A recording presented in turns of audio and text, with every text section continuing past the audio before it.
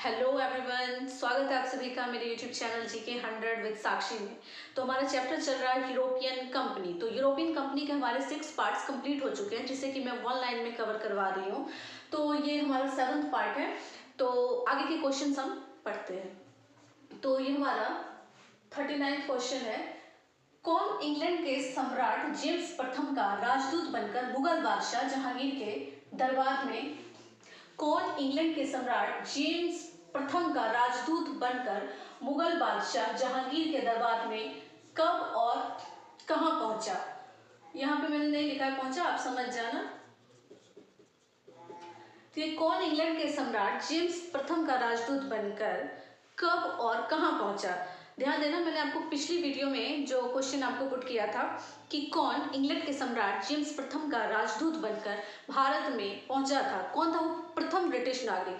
तो आप लोग कंफ्यूज बिल्कुल मत होना, क्योंकि इसमें भी क्वेश्चन पुट कर रहा है कि कौन इंग्लैंड के सम्राट जेम्स प्रथम का राजदूत बनकर मुगल बादशाह जहांगीर के दरबार में पहुंचा था। और पिछला क्वेश्चन क्या था, कौन इंग्लैंड के सम्राट जेम्स प्रथम का राजदूत बनकर भारत में किस मुगल बादशाह के समय में पहुंचा था। तो वो कौन था, वहां पे हम फर्स्ट ब्रिटिश यात्री की बात कर रहे हैं, वो था कैप्टन हॉकिंस। कब आया था, 1608 ईस्वी में। तो यहाँ पर जो पिछले वीडियो में मैंने क्वेश्चन डाला है और इस वीडियो में जो ये क्वेश्चन डाल रही हूँ, तो इसमें आप लोग बिल्कुल भी कंफ्यूज मत होना। तो जेम्स प्रथम का राजदूत बनकर जो पहला ब्रिटिश यात्री था, उसका क्या नाम था, कैप्टन हॉकिंस। कब आया था, 1608 ईस्वी में। और कौन से जहाज से आया था, हेक्टर। उस जहाज का क्या नाम था, हेक्टर। और हम ये नेक्स्ट अगला क्वेश्चन क्या देख रहे हैं कि कौन इंग्लैंड के सम्राट जेम्स प्रथम का राजदूत बनकर भारत में किस मुगल बादशाह के समय में आया था और कब आया था। तो उसका क्या नाम है, सर टॉमस रो। यानी जेम्स प्रथम ने कैप्टन हॉकिंस को भेजा, फिर उसके बाद सम्राट इसको भेजा, सर टॉमस रो को भेजा। कब भेजा, ये कब आया था, 1615 ईस्वी में अजमेर आया था। ये कब आया था, सर टॉमस रो 1615 ईस्वी में। और कैप्टन हॉकिंस कब आया था, 1608 ईस्वी में। तो सर टॉमस रो कब आया था, 1615 ईस्वी में। कहाँ आया था, अजमेर। और ये कब से कब तक रहा था, ये सर टॉमस रो 1619 तक भारत में रहा था। कब आया था, 1615 ईस्वी में आया था और 1619 तक भारत में रहा था। और क्यों आया था, ये देखो ये इंपॉर्टेंट है कि ये क्यों आया था। ये इसलिए आया था ताकि वो जहांगीर और जो खुर्रम है, शाहजहां का ही नाम खुर्रम है, तो जहांगीर और खुर्रम से अंग्रेजों को व्यापारिक छूट प्राप्त हो सके, इसलिए सर टॉमस रो को इंग्लैंड के सम्राट जेम्स प्रथम ने भारत भेजा था। पहले कैप्टन हॉकिंस को भेजा, वो पहला राजदूत बनकर आया था। और इसके बाद इसको सर टॉमस रो, वो 1608 में आया था, ये 1615 में आया था। और ये कब तक रहा था, 1619 तक रहा था। और ये आया क्यों था, क्यों आया था, तो शाहजहां उसका नाम क्या है, खुर्रम। तो शाहजहां और जहांगीर से व्यापारिक छूट अंग्रेजों को प्राप्त हो सके, इसलिए आया था। तो आप लोग अब बिल्कुल भी कंफ्यूज मत होना। जो पिछले वीडियो में मैंने आपको क्वेश्चन डाला था कैप्टन हॉकिंस और सर टॉमस रो को लेकर। अगला नेक्स्ट क्वेश्चन है, ये हिस्ट्री के पोर्शन में ये काफी इंपॉर्टेंट है कि सुनहला फरमान क्या था। काफी इंपॉर्टेंट क्वेश्चन है कि ये सुनहला फरमान क्या था। तो देखिए क्या है सुनहला फरमान, कि 1632 ईस्वी में जो गोलकुंडा के सुल्तान है अब्दुल्ला कुतुब शाह, क्या है, 1632 ईस्वी में गोलकुंडा के सुल्तान अब्दुल्ला कुतुब शाह ने अंग्रेजों के नाम सुनहला फरमान जारी किया था।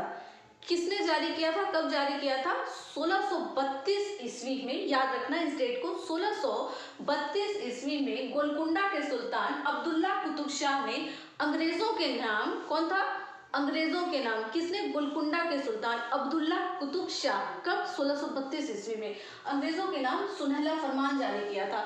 और ये सुनहला फरमान क्या था, जो 500 पैगोडा वार्षिक कर, यानी अंग्रेजों को 500 पैगोडा वार्षिक कर के रूप में उसके बदले गोलकुंडा के राज्य के बंदरगाहों में स्वतंत्रता पूर्वक व्यापार करने की उनको इजाजत दी थी। तो सुनहला फरमान क्या है, सुनहला फरमान क्या है कि कब जारी किया था, 1632 ईस्वी में। किसने, गोलकुंडा के सुल्तान अब्दुल्ला कुतुब शाह ने अंग्रेजों के नाम सुनहला फरमान जारी किया था, जिसमें 500 पैगोडा वार्षिक दर के रूप में उसके बदले उन्हें गोलकुंडा के जो बंदरगाह थे वहां पे वो स्वतंत्रता पूर्वक व्यापार कर सकते थे। तो यही है सुनहला फरमान। अगला नेक्स्ट क्वेश्चन है, अंग्रेज फ्रांसिस ड्रे ने कहाँ के शासक से मद्रास को पट्टे पर लिया?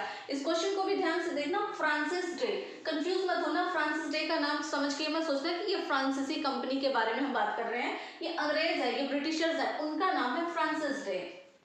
तो जो अंग्रेज है, अंग्रेज फ्रांसिस ड्रे ने कहाँ के शासक से मद्रास को पट्टे पर लिया? कब लिया? तो ये जो फ्रांसिस ड्रे है, इसने कब लिया? यहाँ पे मैंने पूरा फ्रांसिस नहीं लिखा है, यहाँ पे सिर्फ डे लिख दिया। आप लोग समझ जाना कि अंग्रेज फ्रांसिस ड्रे के बारे में बात कर रही हूँ। तो अंग्रेज फ्रांसिस ड्रे ने 1639 ईस्वी में कहाँ? चंदगिरी के राजा। ये जितने भी डेट्स यहाँ पर डाल रही हूँ, इसको आप लोग अच्छे से रिवाइज करना। तो अंग्रेज फ्रांसिस ड्रे ने 1639 ईस्वी में कहाँ के राजा? चंदगिरी के राजा से मद्रास को पट्टे पर लिया। कब लिया? 1639 ईस्वी में। कब लिया था? 1639 में मद्रास को किससे पट्टे पर लिया था? चंद्रगिरी के राजा से। और वहां पर एक किलेबंद कोठी का निर्माण किया। जब उसको मद्रास को पट्टे पर लिया तो वहां पर एक किलेबंद कोठी का फैक्ट्री का निर्माण किया। उस कोठी का क्या नाम रखा? Fort Saint George. काफी इंपॉर्टेंट है, इसके ऊपर भी कई सारे क्वेश्चन होंगे जो कि मैं आपको नेक्स्ट वीडियो में बताऊंगी। तो इस क्वेश्चन को आप लोग दोबारा से फिर से देखो कि अंग्रेज फ्रांसिस ड्रे ने कहाँ के शासक से मद्रास को पट्टे पर लिया और कब लिया? तो अंग्रेज फ्रांसिस ड्रे ने 1639 ईस्वी में चंद्रगिरी के राजा से मद्रास को पट्टे पर लिया। और वहां पर क्या किया? जब उसको पट्टे पर लिया, एक किलेबंद कोठी बनाई और उस कोठी का क्या नाम रखा? Fort Saint George.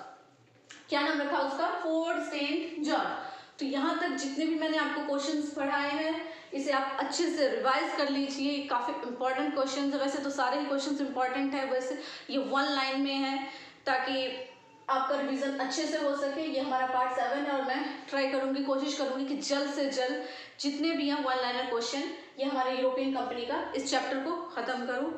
Okay, thank you.